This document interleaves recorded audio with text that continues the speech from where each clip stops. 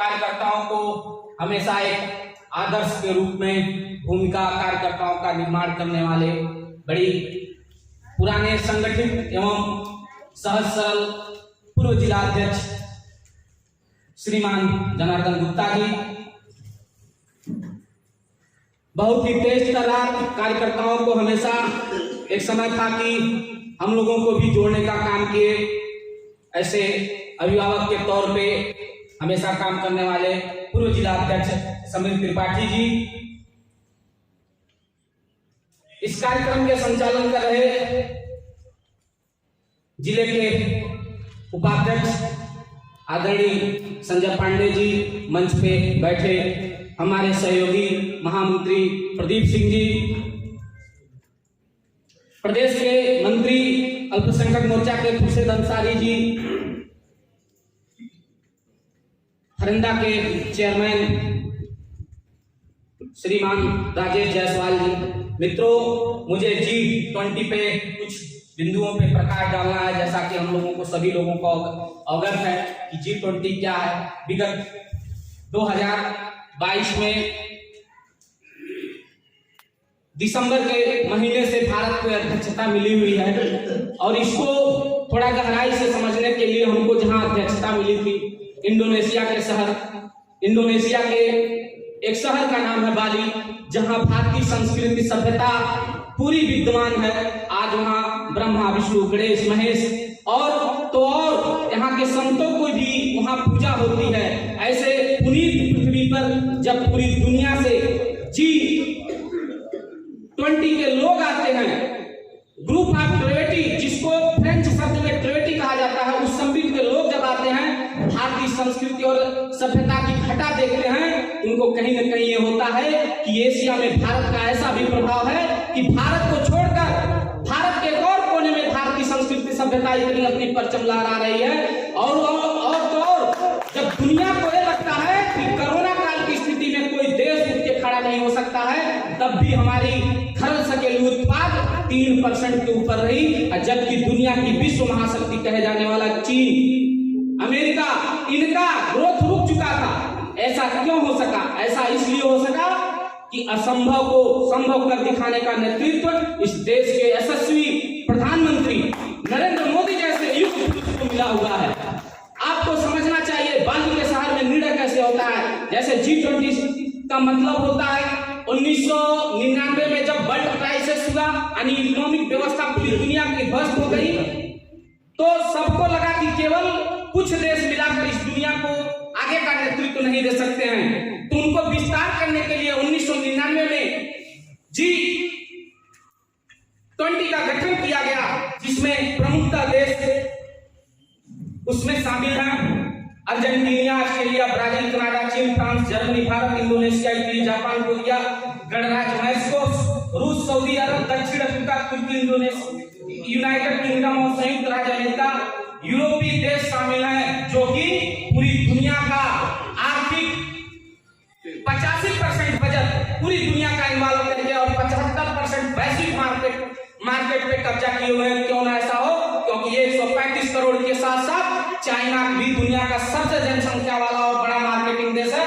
जब ऐसे देश समूह को जुड़ते हैं तो पूरी दुनिया अपने आप एक वैश्विक मार्केट के तौर पे कवर हो जाती है। इस समूह का गठन करने का केवल एक उद्देश्य है, राजनीतिक, आर्थिक, स्वास्थ्य और जलवायु परिवर्तन। जब बात आ रही थी ऊर्जा की, तो इंडोनेशिया में हमारे देश के यशस्वी प्रधानमंत्री ने कहा था कि हम भारत के जलवायु परिवर्तन को सुधारने के लिए 100 गीगावाट सोलर एनर्जी से बिजली उत्पादन करेंगे, और यह इतना बड़ा लक्ष्य था।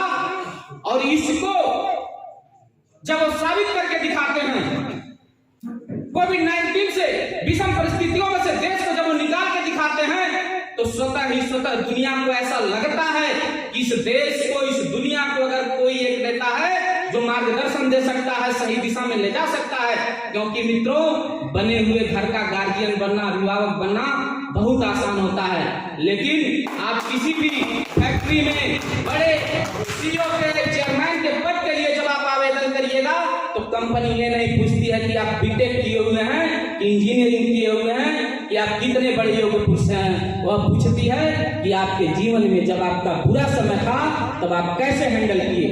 आपकी योग्यता और काबिलियत की परख तब होती है जब आप बुरे समय से किसी चीज को बेहतरीन तरीके से आगे निकाल कर ले जाने का काम करते हैं। और इसी योग्यताओं के आधार पर आपको दुनिया के विषम परिस्थितियों में, और भी 21वीं सदी में, जहां राजनीति को कूटनीति के और आर्थिक सामाजिक वैमनस्यता से भरे हुए विषम परिस्थितियों में से एक छोटे से जिले की राजनीति करिएगा तो आपको समझ में आएगा कि कितनी विषम परिस्थिति होती है। और दुनिया के वैश्विक मंचों पे आके जब कोई आपको लीडर मानता है और आपको नेता मानता है तो इसको छोटी बात नहीं, इसको सदी का दशक को इतिहास बदलने की प्रेरणा मिलती है। ऐसे ही हमारे नेतृत्व करता है नरेंद्र मोदी जी, जो बदलने का काम किए। और आइए थोड़ी भारत की इतिहासों को देखते हैं, जब वहां से भारत के लिए कितनी जटिलता है। तालिबान अफगानिस्तान पे कब्जा किए हुए है, सरकार में आ गया है और वहां के सैनिकों के ऊपर नियंत्रण पाकिस्तानी सेना का है। इसलिए इतनी विपरीत परिस्थिति होने के बाद अफगानिस्तान में भारत अपना राजनीतिक दूतावास खोल के उनके सरकारों से बात करता है और चरैवेती की परिभाषा में राजनीति को हवा देने का काम करता है। और वहां के विपरीत परिस्थितियों में जो आम जनता है उनसे संवाद करके उनका आर्थिक, शैक्षिक, पारिवारिक संरक्षण करके अपनी पूरी दुनिया में एक मजबूत राजनीतिक के तौर पे उभरने का परिचय किया है। उसके बाद जहां नेपाल में चाइना जैसे देश का अतिक्रमण बढ़ रहा है, लेकिन भारत भी इसमें पीछे नहीं रहा। माननीय नरेंद्र मोदी जी के सहयोग में ऐसा पूरी दुनिया मानता है कि जो नेपाल के प्रधानमंत्री बने हैं वो भारत के सहयोग के कारण ही बने हैं, अन्यथा वो बन नहीं सकते हैं। ये अंदर की चीजें हैं। ऐसे ही बांग्लादेश है, बांग्लादेश पूरी दुनिया को राजनीतिक मंचों पे बताता है कि भारत मेरा बिग ब्रदर है। ये चीजें ऐसा नरेंद्र मोदी क्यों कर रहे हैं, इसके पीछे कारण है मित्रों, क्योंकि जब भी कोई देश आर्थिक और सामाजिक अतिक्रमण करता है, चाहे किसी देश पे अटैक करना चाहता है, तो उस देश में संयुक्त राष्ट्र सुरक्षा परिषद में केवल 5 देश हैं और बगैर 5 की अनुमति से कोई देश शामिल नहीं हो सकता है। तो इसके लिए भारत जब विकासशील के परिवर्तन करते हुए समाज की अहम भूमिका को धारा देते हुए पूरे एशिया को प्रभावित करते हुए जब समाज को आगे, पूरी दुनिया को आगे ले जाने का काम करेगा, इसी के मार्फत से हम पूरे वैश्विक समुदाय को मैसेज देने का कार्य कर रहे हैं कि भारत का प्रधानमंत्री और भारत एक ऐसा राष्ट्र है कि संयुक्त राष्ट्र में सुरक्षा का अस्थायी सदस्य होने के अलावा इससे बड़ा अधिकारी बनने का कार्य कर रहा है। क्योंकि जब तक आपको वीटो पावर नहीं मिलेगा, पूरी दुनिया आपके साथ झुकने वाली नहीं है। जब आप पाकिस्तान के खिलाफ हम कोई बात उठाते हैं यूएनओ में, अंतरराष्ट्रीय सुरक्षा परिषद में, तो जाके चाइना उस वीटो पावर का दुरुपयोग करके हमारे गतिविधियों को, हमारे कार्यों को रोक देने का काम करता है। और इसी मंच के माध्यम से G20 की अध्यक्षता के माध्यम से इस देश और समाज का हवा का रुख बदलने का काम नरेंद्र मोदी जी करेंगे।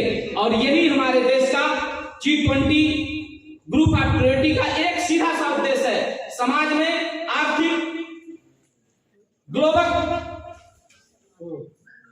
इन्वायरमेंट में कोई ऐसा परिवर्तन ना हो कि हम अपने निचली पीढ़ी को जहरीली वातावरण में छोड़ के जाएं, क्योंकि पैसे वालों के लिए दुनिया बड़ी आसान है और हमारी सरकार जो है समाज के अंतिम व्यक्ति के लिए एकात्म मानववाद पंडित दीनदयाल उपाध्याय जी के ऊपर काम कर रही है। ऐसा उनका मानना है कि जब हमारा वातावरण, हमारा ग्लोबल इकोनॉमिक, हमारी आर्थिक व्यवस्था सुदृढ़ रहेगी तो चाहे वो परमाणु बम क्यों ना हो, और दुनिया में चाहे मंगल ग्रह पे भेजने हो, चाहे चांद पे इंसान भेजने की बात हो, तो भारत के सामने टेक्नोलॉजी प्रतिभा में कोई देश नहीं टिकता।